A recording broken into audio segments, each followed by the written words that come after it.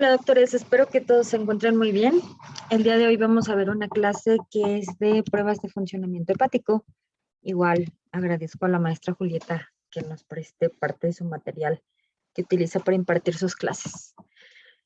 Bueno, pues vamos a hablar hoy sobre específicamente estas pruebas que se hacen para determinar qué daño está producido en el hígado. Y vamos a hablar de varias características. El hígado, como ustedes saben, y yo creo que ya han empezado a ver en algunas de sus clases de teoría, es un órgano súper completo en donde se realiza casi toda la parte del metabolismo y es productor de una gran cantidad de proteínas que se encuentran circulando a nivel del plasma.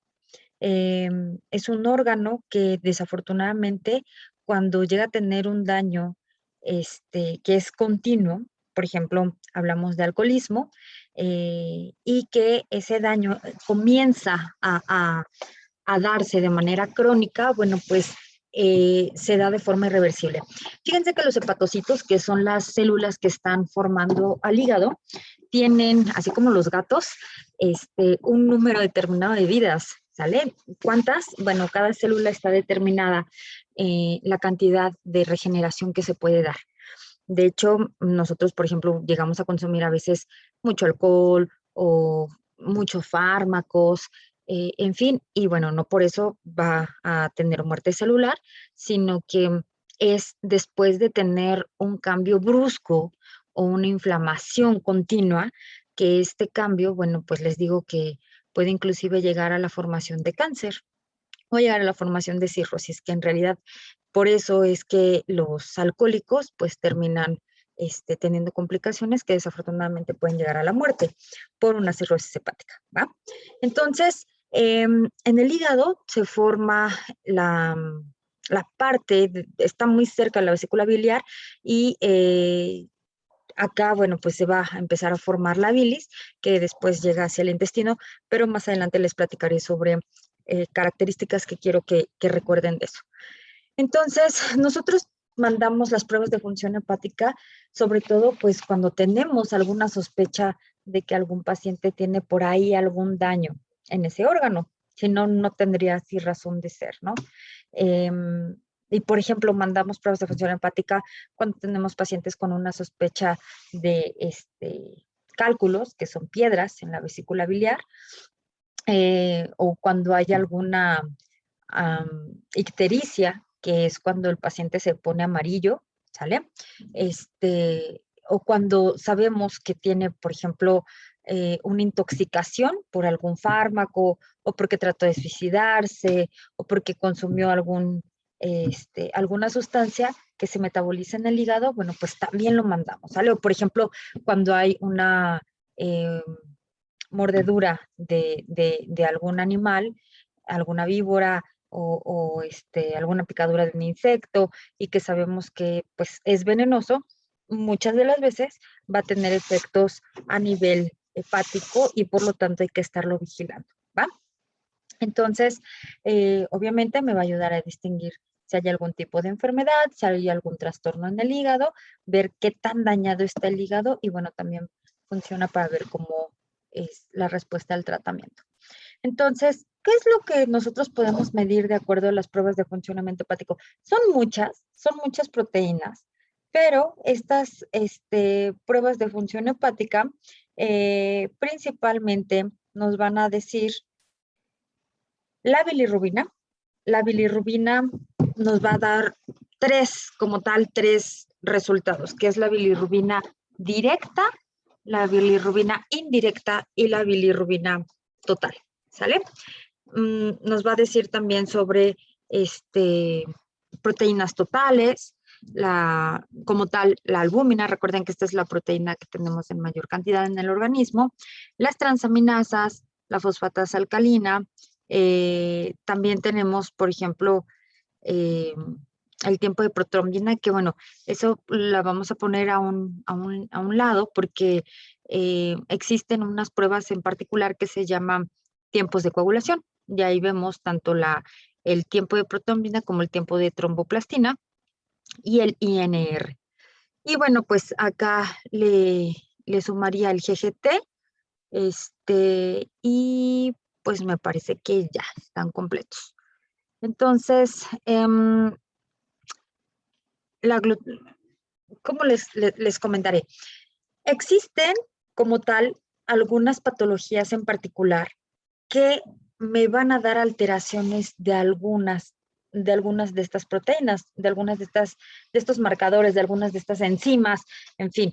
Por ejemplo, cuando existe una infección por hepatitis, la hepatitis puede ser de muchas causas. La hepatitis significa, ustedes saben que el término itis significa inflamación. La inflamación del hígado puede ser secundario a un golpe, puede ser secundario a un medicamento, a el sistema inmune, que sea una enfermedad autoinmune, a una infección que no necesariamente sea por el virus de la hepatitis. De hecho, hay varios virus de la hepatitis, pero bueno, es multifactorial. Entonces, específicamente vamos a hablar también al final de esta plática sobre el diagnóstico del virus de la hepatitis, porque lo que hace es elevar las transaminasas, ¿vale?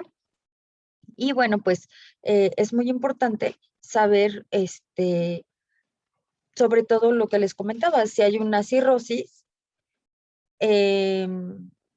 saber si esa cirrosis o si ese daño irreversible es secundario a pues una cuestión autoinmune o a qué, ¿sale? Entonces,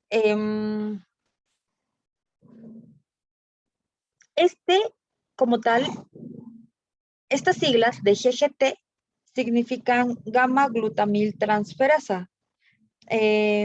La gamma-glutamiltransferasa, obviamente, la vamos a determinar, les digo, con esta prueba y específicamente, pues, nos va a decir la cantidad o el daño hepático que se está teniendo en ese momento. Es decir, existen, pues como ustedes saben, rangos normales y nos puede decir si hay algún daño a nivel de la vía biliar o a nivel del hígado. En fin, ahorita iremos viendo cada una de estas y iremos platicando sobre algunas cosas puntuales, ¿va? Entonces, nosotros,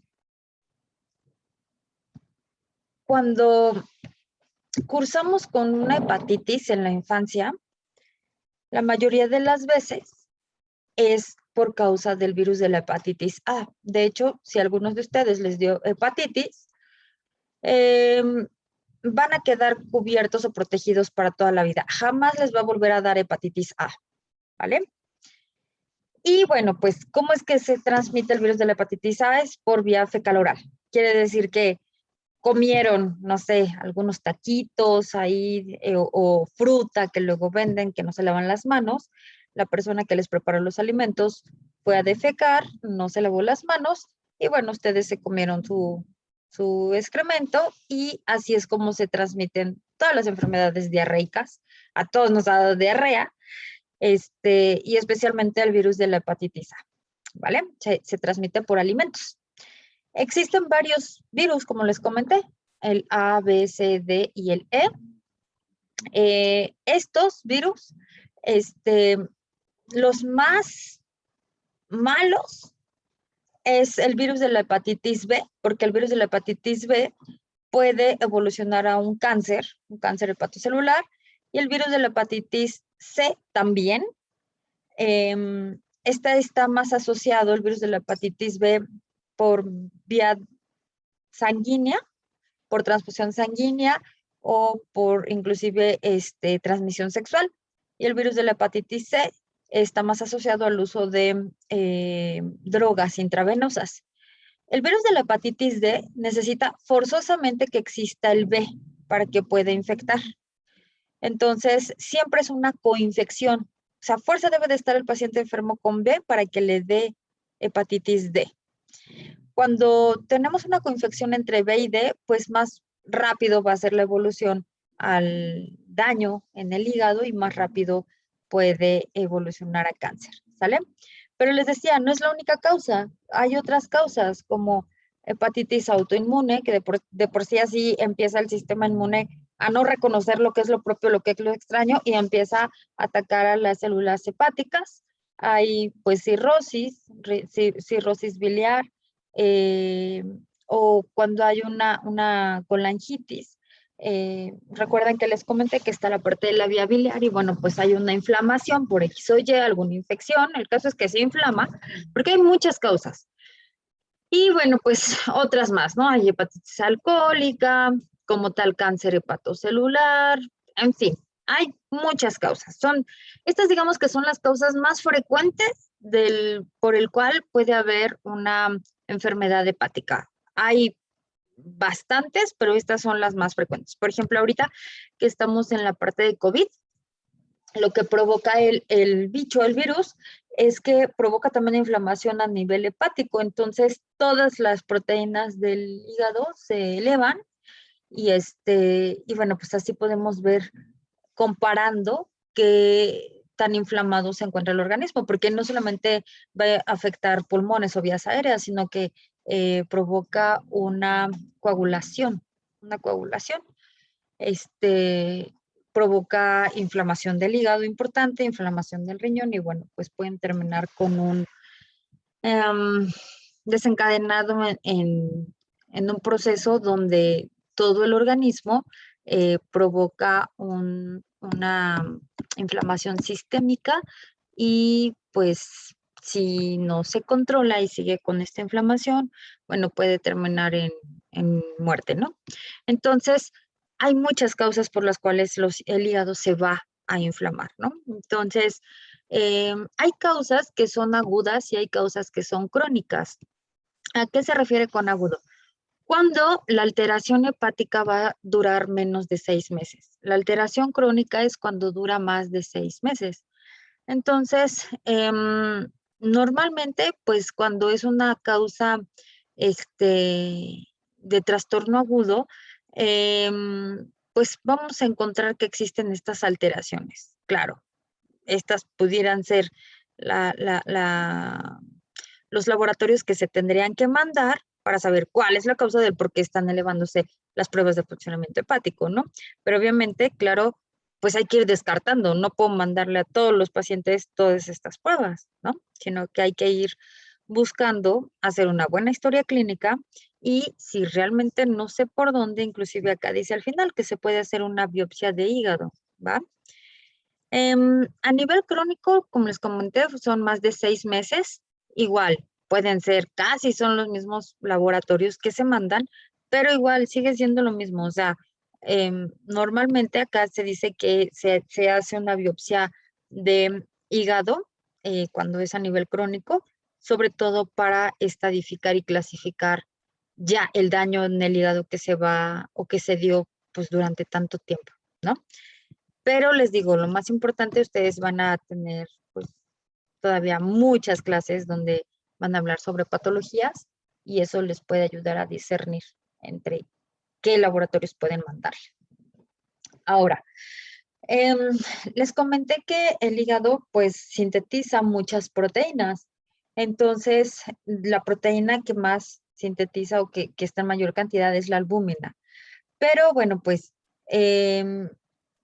una de las causas también que me puede dar una disminución de proteínas, porque a veces como tal el marcador de la cuantificación de proteínas y el marcador de la cuantificación de albúmina, si existía en un rango bajo, pues lo primero que dicen al leer las pruebas de funcionamiento hepático e interpretarlas es, está desnutrido. ¿Por qué? Porque no tiene tantas proteínas.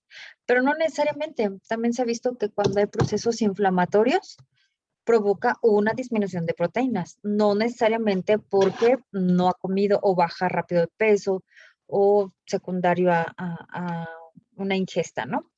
Eh, ¿Qué pasa? Bueno, pues las proteínas que sintetiza el hígado van hacia el plasma, algunas se quedan para su propia función, pero muchas de ellas van hacia el plasma y estas lo que hacen es irse hacia la formación pues, de otras proteínas a su vez.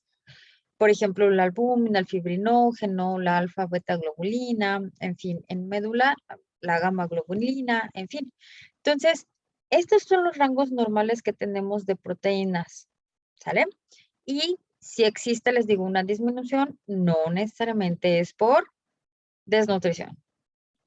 Cuando existe un aumento de proteínas, puede ser por una deshidratación, y a eso le llaman que el paciente está hemoconcentrado. De hecho, cuando llegué al internado, una vez, de las primeras veces que estuve ahí en el laboratorio en medicina interna, llegué con mi muestra y me dijo la química, tu paciente está hemoconcentrado, y yo así, ¿de qué me habla, no? Y me dice, tú eres la doctora, tu paciente está hemoconcentrado, y le dije, si se refiere a que está deshidratado, no, pero no le entiendo la pregunta. Entonces me dijo, sí, específicamente eso es lo que te estoy preguntando. Y yo así como, Entonces, a veces, bueno, les gusta a los químicos hacernos como sufrir un poquito, pero la verdad es que les aprendemos bastante.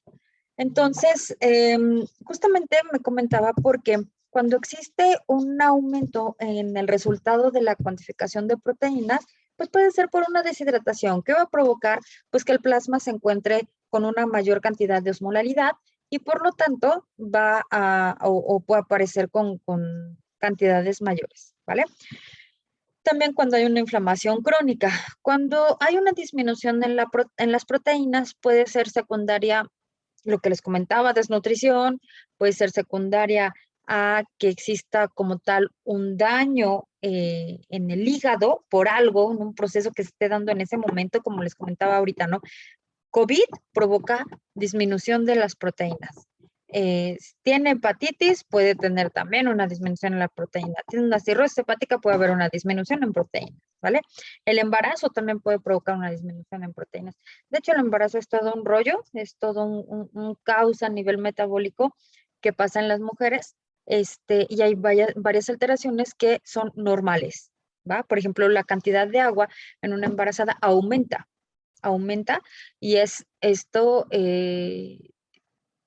pues tiene lógica porque cuando nace el bebé, obviamente disminuye la cantidad de agua, de líquido que tiene que está cubriendo al al chiquitín, el líquido amniótico, y también hay una pérdida de sangre importante, pero no hay una descompensación tan grande, ¿va? Entonces, la cantidad de proteínas que el hígado va a estar produciendo y degradando, pues también es muy importante de acuerdo a cómo se encuentra también regulada la función del riñón, ¿vale? Y bueno, pues mm, cada proteína es un mundo, cada proteína que se sintetiza en el hígado. Por ejemplo, aquí en esta tabla, que todavía faltan muchísimo más, sintetiza más de 100 proteínas en el hígado que salen hacia torrente sanguíneo. O sea, imagínense. Pero acá, bueno, hay algunas, ¿no? Por ejemplo, la albúmina, acá dice cuando disminuyen cuando hay infecciones, cuando hay alguna necrosis, cuando hay, por ejemplo, alguna, quemaduras extensas, en fin. Y cuando hay un aumento, pues ya platicamos sobre todo por deshidratación, pero también se puede encontrar en una meningitis bacteriana que desarrolla síndrome de Guillain-Barré. El síndrome de Guillain-Barré, eh, la causa número uno porque es multifactorial, pero la causa bacteriana número uno es una bacteria que provoca diarrea, ¿va? Campylobacteria juni, y posteriormente, después de una semana, 2 semanas, inclusive un poquito más, el paciente empieza con una parálisis bilateral que es ascendente, es decir, ya no puede empezar a mover los pies, luego ya no puede empezar a mover de la rodilla hasta la rodilla, toda la parte de la pierna no la puede doblar, no puede mover hasta toda la parte del fémur, no puede mover después los miembros superiores, así, es ascendente y es bilateral. Entonces, hay que buscar porque les digo que es multifactorial y bueno, el síndrome de Guillain-Barré es una de las causas que puede ocasionar un aumento de la albúmina. De hecho, cada una de estas características de la disminución y el aumento tienen un porqué. Y bueno, no terminaríamos, nos echaríamos todo el curso hablando del por qué aumentan o disminuyen, ¿va? Pero bueno, acá tienen varios ejemplos de por qué existe un aumento o una disminución. Por ejemplo, el fibrinógeno aumenta si hay inflamación. Entonces, nosotros utilizamos como parte de los marcadores de inflamación en este momento para los pacientes que están hospitalizados, fibrinógeno, dímero D, ferritina, proteína C reactiva, ¿sale? Son marcadores de inflamación.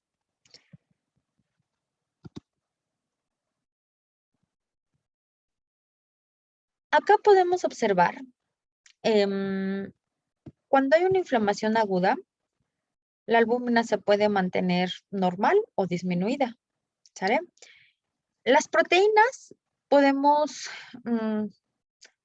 separarlas mediante un sistema que se llama electroforesis.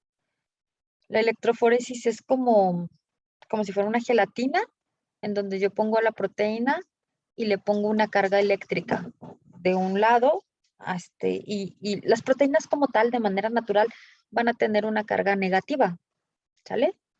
Entonces, si yo a esa proteína al final del gelecito le pongo una carga positiva, y ahí, hagan de cuenta que es como si lo pusiéramos en un carril, ¿no? A la proteína. Y del otro lado, pues hay alguien que la está llamando. Entonces, obviamente se va a empezar a mover y va a empezar a migrar. Pero esta migra, ¿qué tan rápido se mueve? Pues es de qué tan grande es la proteína, qué tan gorda es, ¿sale? Cuánto pese la proteína. Las proteínas se miden en kilodaltones, ¿va? Y entonces, si yo pongo a correr o pongo proteínas justamente que obtengo en cada uno de los pacientes que tienen esta patología, voy a ver que existen estas alteraciones, ¿vale? Existe como les comentaba, en la electroforesis, yo puedo poner una proteína, las proteínas que están en el plasma como tal, y se dividen en varias fracciones, las fracciones alfa 1, alfa 2, beta y gamma. Déjenme ver si encuentro una imagen para que sea mucho más fácil de poder identificarlas. Permítame. No sé si están viendo esta, pero acá le vamos a poner electroforesis de proteínas para que la vean. De hecho ahí se ven. Acá está. Voy a copiar esta imagen y la voy a pasar a la presentación.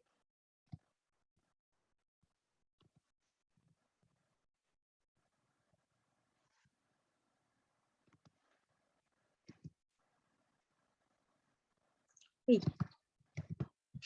así es más fácil.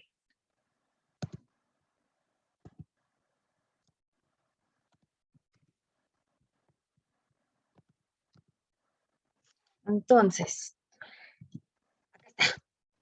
La acabo de colocar. Vean, toda la cantidad de proteínas que tenemos se pueden dividir en alfa 1, alfa 2, beta y gamma, ¿vale? Yo voy a poner acá las proteínas todas, las que se encuentran en sangre, en plasma, y si se dan cuenta, les comentaba, y yo creo que en sus clases les han hablado sobre la presión oncótica, y les han comentado que la mayor concentración que tenemos de proteína es la albúmina. Tenemos un montón de proteínas, un montón, pero en la que hay en mayor concentración es la albúmina. Entonces, podemos ver cuando existe una electroforesis, la cantidad de proteínas que están en o sea, divididas. Cada una es de acuerdo al peso, ¿sale? Y al tamaño. Entonces, a eso se refiere la diapositiva anterior. Cuando existe alguna alteración como tal, bueno, pues se ve que hay mayor concentración de algunas proteínas, mayor o menor. Eso quiere decir que el hígado va a estar sintetizando en mayor cantidad o va a estar disminuyendo la síntesis de tal o cual proteína, ¿va? Entonces, ¿a qué ¿O con qué resulta? Pues que existe una respuesta hepática dependiendo de algunas alteraciones clínicas. Hablando específicamente de otra prueba, o mejor dicho, parte de otra proteína. No es proteína, sino metabolismo que se da en el hígado y como parte, recuerden, de las características que les dije al inicio que se determinaban en estas pruebas, vamos a encontrar a la bilirrubina. Si recuerdan, voy a regresarle un poquito. Yo les comentaba que la medición de las pruebas de funcionamiento hepático van a ser todas estas, más el GGT y nada más. Entonces, ya hablamos sobre la albúmina, ya hablamos sobre las proteínas, ahora vamos a hablar sobre la bilirrubina. Un eritrocito vive alrededor de 120 días, ¿vale? Estos eritrocitos, una vez que ya están viejitos, lo que hacen es que pasan por el vaso y en el vaso se rompen, ya, se lisan. ¿Para qué? Para empezar a reciclar lo que sirve y lo que no sirve. Bueno, como ustedes saben, cada eritrocito va a tener hemoglobina en el interior. Las hemoglobinas son las encargadas de transportar el oxígeno, ¿vale? Entonces, ¿cuántas hemoglobinas tiene un eritrocito? Un montón. Miles de hemoglobinas, ¿va? Entonces, cuando llega el eritrocito al vaso, los macrófagos detectan que ya está viejito y rompen el eritrocito. Al romperlo, en el interior dijimos que está la hemoglobina. La hemoglobina se va a convertir en bilirrubina. La bilirrubina lo que hace es que se transporta hacia el hígado. Pero si se dan cuenta, la hemoglobina está formado por un anillo pirrólico y un hierro. El hierro es el que transporta el oxígeno. Bueno, pues el hierro se recicla. Se recicla por medio de la transferrina y la ferritina para llegar a médula ósea y seguir formando más eritrocitos. La hemoglobina se desdobla para formar bilirrubina. Y la bilirrubina tenemos de dos tipos. La bilirrubina se puede dividir en conjugada, que es la bilirrubina directa, y la no conjugada, que es la bilirrubina indirecta, ¿va? Muy importante que sepan esa parte para saber interpretar las pruebas como tal de bilis. Entonces, bilirrubina conjugada o directa, bilirrubina no conjugada o indirecta. ¿Cuál es cuál? Esta bilirrubina que quedó del vaso, les dije que se tiene que ir hacia la parte del hígado para que se metabolice. Entonces, déjenme ver si está acá. ¿Ok? ¿Cómo le hace? Bueno, pues la bilirrubina es una molécula que no es soluble, ¿sale? Entonces, forzosamente necesita una proteína de transporte que la lleve hacia el hígado. ¿Quién la va a llevar? La albúmina. ¿Ok? Entonces, la unión de bilirrubina con la albúmina, lo que hace es que llega al hígado, en el hígado suelta la albúmina y en el hígado se va a conjugar se conoce como ácido glucurónico, con una molécula de ácido glucurónico que lo que le permite es igual que siga siendo soluble y pueda ser excretado por la vía biliar, en las sales biliares, ¿vale? Bueno, cuando la bilirrubina está con la albúmina, se le llama bilirrubina indirecta. Cuando la bilirrubina ya está en el hígado, se le llama bilirrubina directa. ¿Sale? A esto nos referimos. Antes de que llegue al hígado, bilirrubina indirecta. Cuando ya está en el hígado, bilirrubina directa. Entonces, yo puedo tener alteraciones por la bilirrubina como tal, prehepáticas, hepáticas y poshepáticas. Son 3 alteraciones, ¿va? Les voy a poner un ejemplo. Una alteración de una bilirrubina prehepática es una persona se infectó y los eritrocitos por un parásito y los eritrocitos se empezaron a lisar. Entonces, por obvias razones, se lisa el eritrocito, va a haber un aumento de bilirrubina, obviamente va a estar amarillo. Entonces, la bilirrubina que va a estar alterada o que va a estar elevada es esta, la bilirrubina indirecta. La alteración es prehepática. Aumenta la cantidad de bilirrubina, pero no tiene nada que ver el hígado, ¿vale? Una alteración de bilirrubina hepática es hepatitis, por ejemplo. La hepatitis viral por infección permite que llegue la bilirrubina al hígado, pero está inflamado y no funciona bien. Entonces ya no va a tener una correcta eliminación de bilirrubina hacia la vesícula biliar, hacia las heces, ¿va? Entonces, esa puede ser una causa de bilirrubina hepática. Poshepática. El hígado, bien, conjugó bien la bilirrubina, pero al final, cuando ya va a salir, acuérdense que eso pasa en el hígado, de ahí pasa a la vesícula biliar. En los jugos biliares se excreta, ¿sale? ¿Para qué? Para que llegue hacia el intestino y en el intestino pueda emulsificar las grasas. Entonces, ya está bien todo. Se lisaron los eritrocitos, se transportó con la albúmina, llegó al hígado, del hígado se conjugó con el ácido glucurónico para ser excretado por la vía biliar y resulta que la vía biliar está tapada porque tiene un lito, tiene una piedrita. Entonces puede ser ahí un resultado de bilirrubina o de alteración poshepática, ¿va? Entonces, más o menos se van dando una idea. Si está unida la bilirrubina con la albúmina, sería una bilirrubina indirecta. Si se queda aumentada las bilirrubinas que están en el hígado, entonces el resultado es un aumento de bilirrubinas directas, ¿va? Entonces, acá hay algunos ejemplos. Prehepática, hepática, poshepática, lo que les decía. Prehepático, anemia hemolítica, la lisis de eritrocitos. Las causas de anemia hemolítica, es decir, como tal que los eritrocitos se empiecen a alisar, son varias. Hepático, enfermedades como del hígado como cáncer, hepatitis. Poshepático, cálculos. Cálculos en la vía biliar que permite que ya no se pueda excretar u obstrucción, ¿sale? De la vía biliar o de la vía hepática. ¿Va?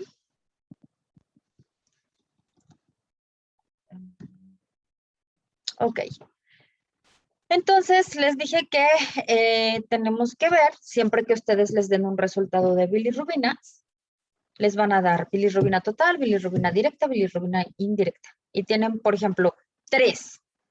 La pregunta es, ¿a expensas de cuál está elevada? La bilirrubina total es 3. ¿Cuál está elevada? ¿La directa o la indirecta? No, pues la directa.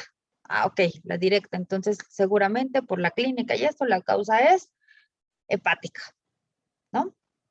No, pues la indirecta. Ah, pues por la clínica seguramente esto, hay un análisis de eritrocitos, hay que buscar por qué. No, pues las dos están elevadas. Ah, ok, entonces seguramente hay un daño, sobre todo porque no entra la hemoglobina, la bilirrubina, perdón, al hígado, y aparte el hígado tampoco lo puede conjugar bien.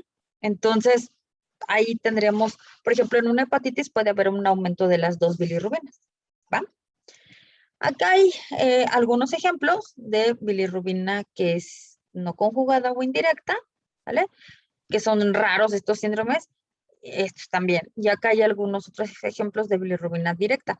Lo más frecuente es esto, obstrucción biliar por cálculos, hepatitis, lo más frecuente.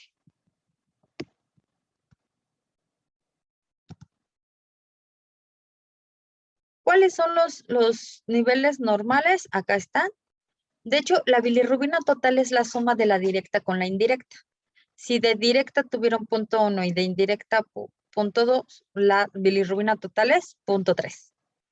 A expensas de la indirecta, porque esta tiene mayor cantidad, punto 2. Así se dice, ¿va? El urobirinógeno. A ver, la bilirrubina, les dije que se iba con las sales biliares, ¿vale? Entonces, una vez que se va con las sales biliares, llega al intestino. En el intestino, lo que va a hacer es que va a ocurrir un metabolismo de las bacterias que viven en nuestro intestino y me va a formar o va a cambiar la estructura de la bilirrubina en forma de estercorbilina y urobirinógeno. De hecho, esa es la causa de por qué nuestras heces tienen pigmento café, porque la bilirrubina pigmenta, ¿va? De hecho, si yo me pego en alguna parte de mi cuerpo, me sale un hematoma que es de color al inicio rojo, se va a poner morado, conforme pasan los días se pone verde, amarillo y desaparece. ¿Por qué tiene color? Por la bilirrubina, ¿va?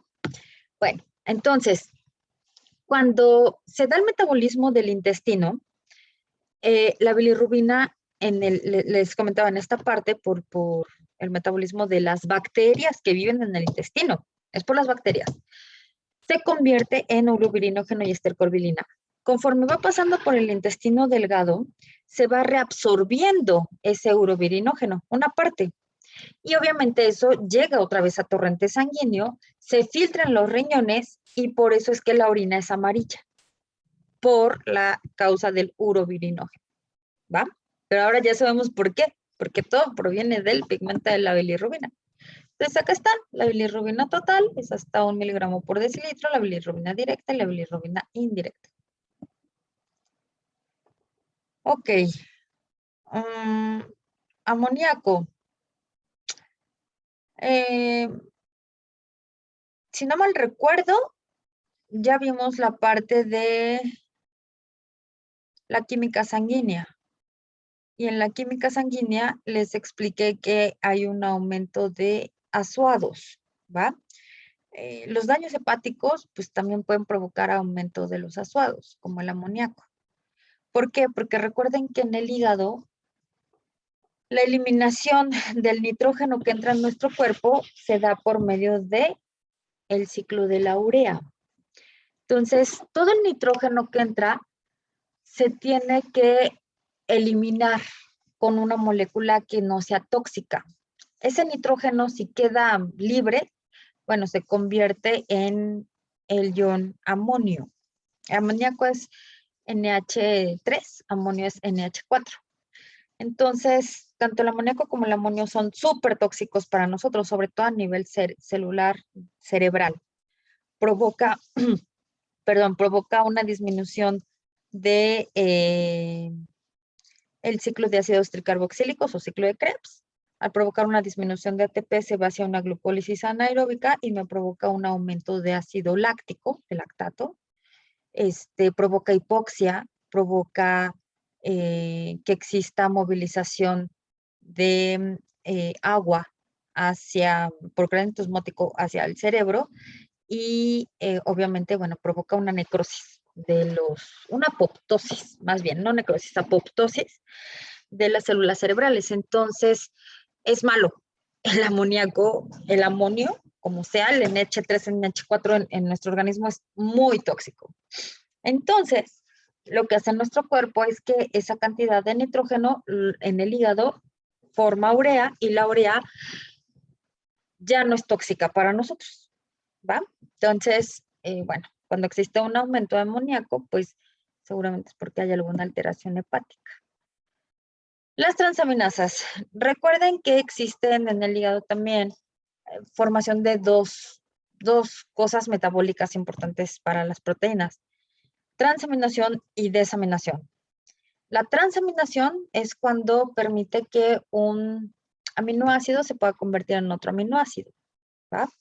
Esto es, tengo un aminoácido y lo que hace es que el grupo amino se lo transfiere a un esqueleto carbonado que se llama alfa-cetoácido. El alfa-cetoácido, al recibir este nitrógeno, se convierte en aminoácido, ¿vale? Esa es la transaminación.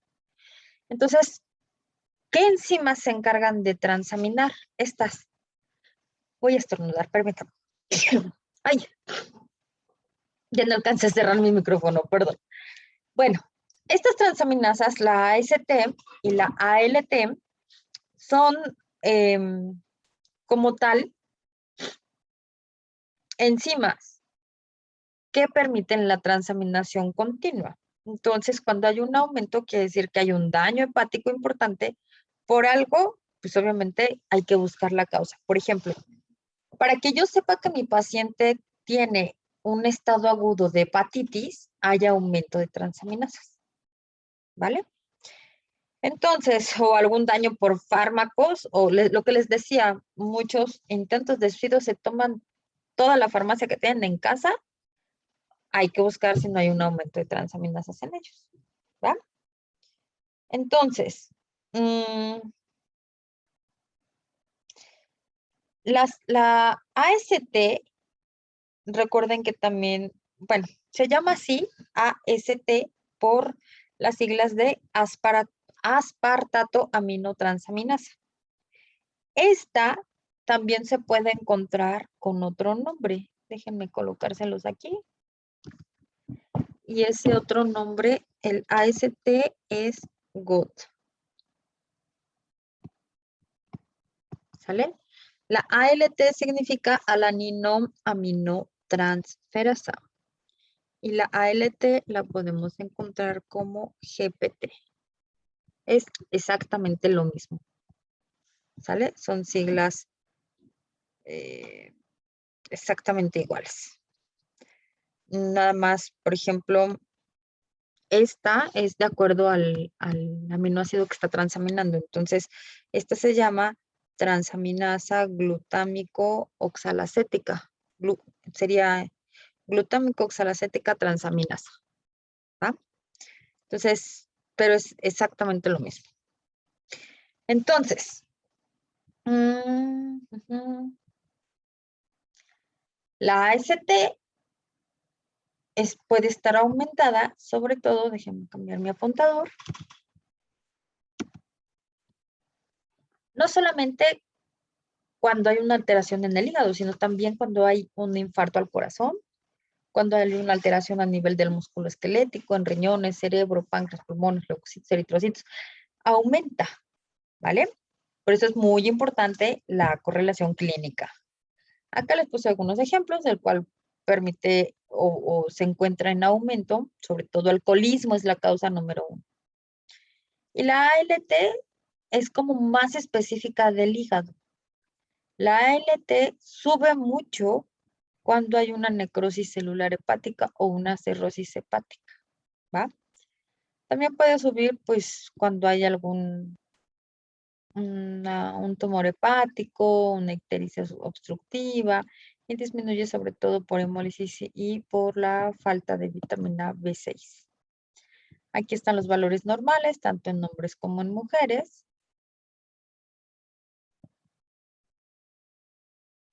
Y bueno, pues hace un ratito hablé sobre proteínas totales, un poquito sobre albúmina, pero la albúmina se dice que la producción diaria es de 12 a 15 gramos, todo el tiempo estamos produciendo, y su vida media es de 20 días. ¿Qué hace la albúmina? Ayuda a las fuerzas de Stalin a mantener la presión oncótica, sirve de transporte, como por ejemplo ya les puse a la bilirrubina. Pero hay otras cosas más. Por ejemplo, los ácidos grasos también se transportan por albúmina. Se puede unir a iones de calcio y bueno, pues sirve también para el control de pH.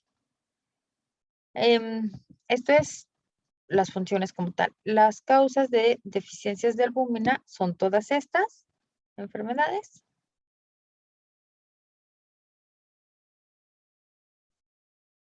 Y cuando puede existir un aumento también de albúmina por secundario un traumatismo. secundario una infección, secundario alguna operación quirúrgica. Acá vienen las patologías, algunas patologías en esta columna que ustedes ven del lado izquierdo. ¿Y cuáles son los niveles normales o cómo reaccionaría? Por ejemplo, en la bilirrubina, ¿sale? Por ejemplo, no sé, cirrosis.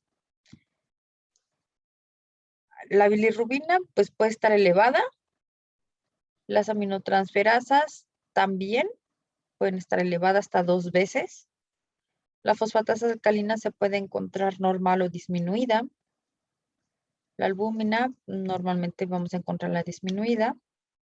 Y el tiempo de protrombina, que sirve para los factores de coagulación, pues está un poquito prolongado, pero no es así como que de espantarse tanto. Entonces, acá viene cada una de las patologías con alteraciones que se pueden dar en las pruebas de función hepática. Por eso les digo que realmente tenemos que hacer una muy buena historia clínica para ver pues, qué es lo que está pasando, ¿no? Real en su higadito.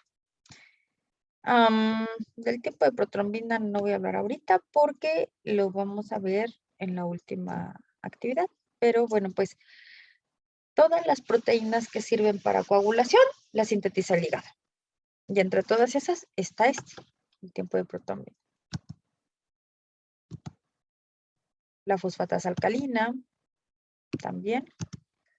La fosfatasa alcalina es una enzima derivada de la membrana plasmática. Está presente en hueso, intestino, hígado y placenta. La fosfatasa alcalina va a elevarse sobre todo cuando hay inflamación secundaria a un proceso infeccioso, por ejemplo. Acá dice cuando hay un trastorno del árbol biliar, cuando hay una obstrucción de la vía biliar, cuando hay un golpe en el hígado, sube la fosfatasa alcalina. Y el GGT que les decía, el gamma glutamil transferasa, sobre todo acá dice, es el indicador más sensible de la enfermedad del árbol biliar. Sube mucho cuando hay una alteración en la vesícula biliar. Cuando hay una alteración en la vesícula biliar, o como sea que ya les expliqué varias patologías, que hay un aumento de la bilirrubina en sangre, lo que va a provocar es que este pigmento, al filtrarse en el riñón, va a darme esto, una orina de color Coca-Cola, así le llaman. Y si está tapada la vía biliar porque hay un lito, ya dijimos que es lito,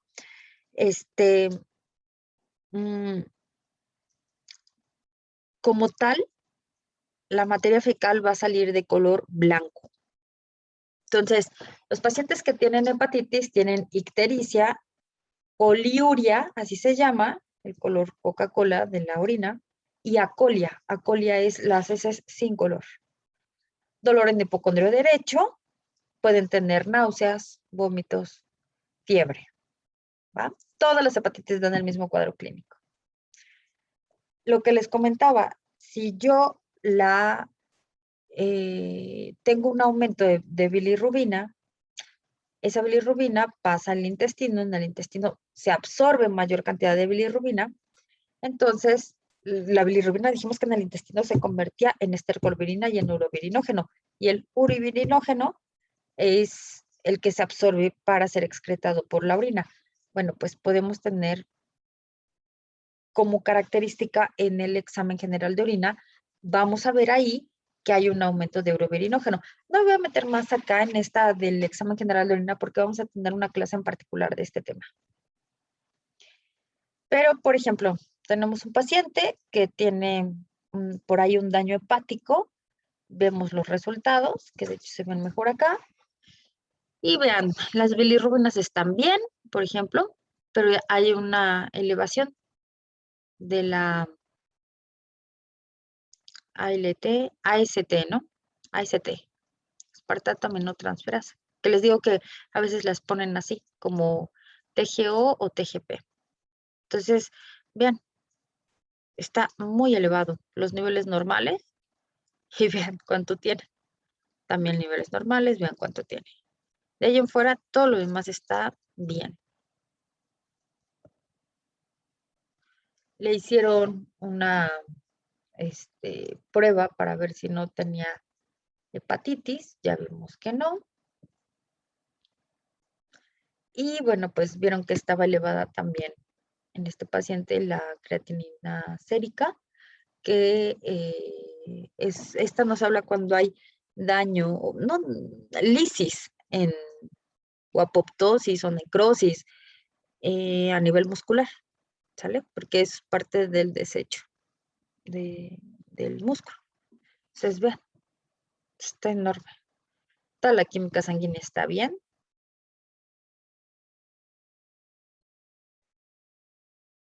Nitrógeno, urea, creatinina. De hecho, es creatinquinasa sérica.